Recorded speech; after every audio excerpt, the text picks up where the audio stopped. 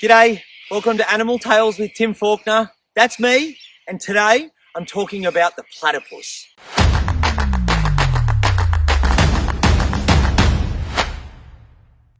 Platypus are one of the strangest creatures on Earth. They're also one of the oldest mammals to have ever existed.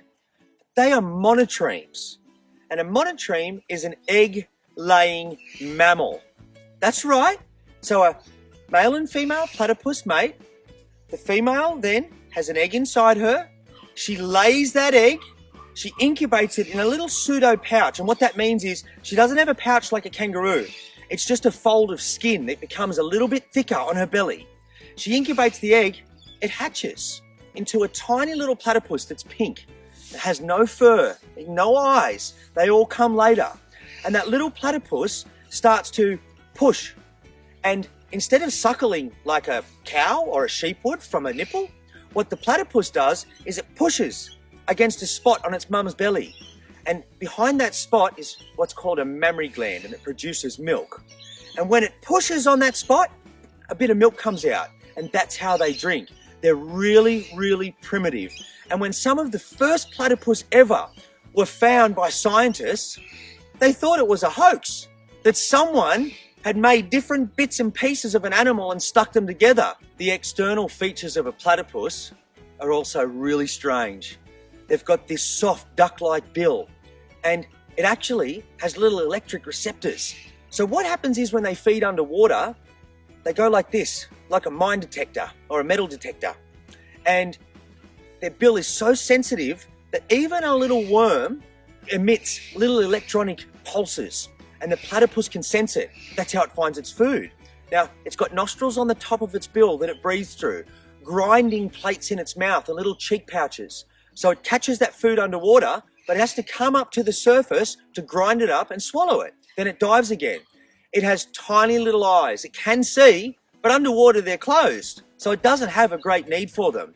Its fur is like velvet, and it's waterproof and incredibly soft. And when you come down to the hands, they're incredible because the platypus's knuckles are actually at the middle of our finger, and that's where their claws are. But when they swim, they open their hands and the full webbing like a duck's feet comes out. The male platypus have a venomous spur. That's right, they're venomous. And if that venom gets into a person, it's one of the most painful things on earth. I've never, ever been spurred by a platypus, and I never would. And the spur is about this long. Maybe you could look it up. It's a little hollow point. When the venom comes from up in their thigh, or near their leg, but up in the thigh, and it travels down and goes through the spur. They use that venom when males are fighting. It's for one male against another.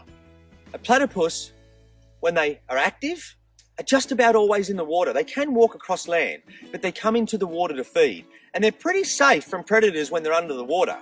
When they come onto the land, their predators could be quolls, dingoes, birds of prey. So they try and make the distance there on land very short, and they go into hidden burrows. And when they go in the burrow, it's a very narrow opening. Because their fur's wet, even though they're waterproof, the fur's still wet, they want to go in, and that burrow entrance squeezes the water off their body. And once they're in the burrow, they're pretty safe.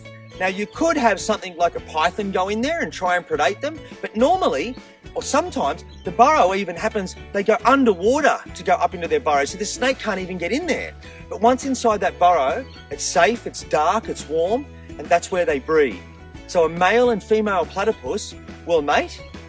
Normally, they'll mate in something like springtime, and when they do, that's when the males are really territorial. But a female will go and then go through that life cycle of egg to laying the egg to incubation to a little platypus. And you really common to have twins. Guess what little platypus are called? Puggles. All monotremes, and there's 3 species. The long-beaked echidna in New Guinea, the short-beaked echidna in Australia, and the platypus. Platypus are an ancient species.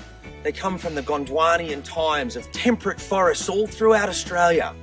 Now they live along the Great Dividing Range that runs the entire distance of eastern Australia. They're found from North Queensland all the way to Tasmania.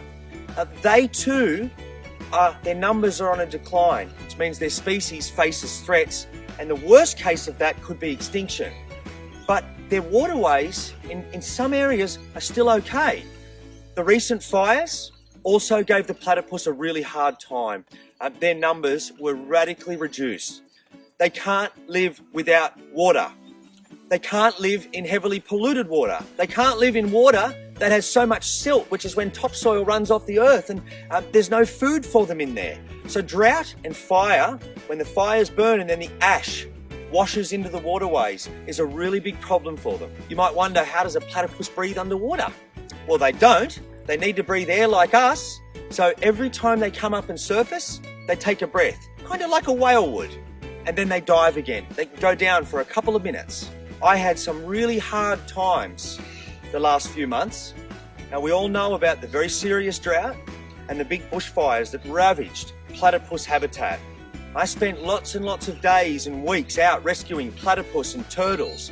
Now, 3 of them I still have in care, and at the end of winter, I'll release them back to the wild. But when they come in, to give you an idea, they were caught in the middle of the day. You shouldn't see a platypus in the middle of the day, not when it's hot in the middle of summer.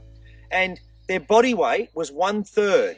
So a platypus should weigh about 1 kilo for these females. They weighed 300 to 400 grams. Now, sadly, there were so many I couldn't get to, so many I couldn't rescue, but we did our part and we tried.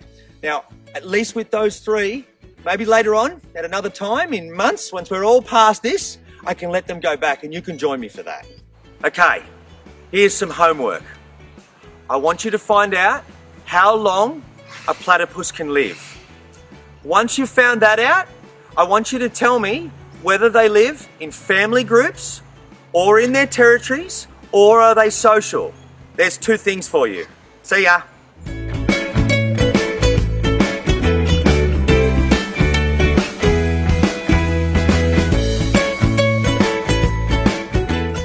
Thanks for watching, everyone. Now, the keepers and I are looking after all of our animals and our families, but we all have a bit of extra time at the moment, like you probably do too.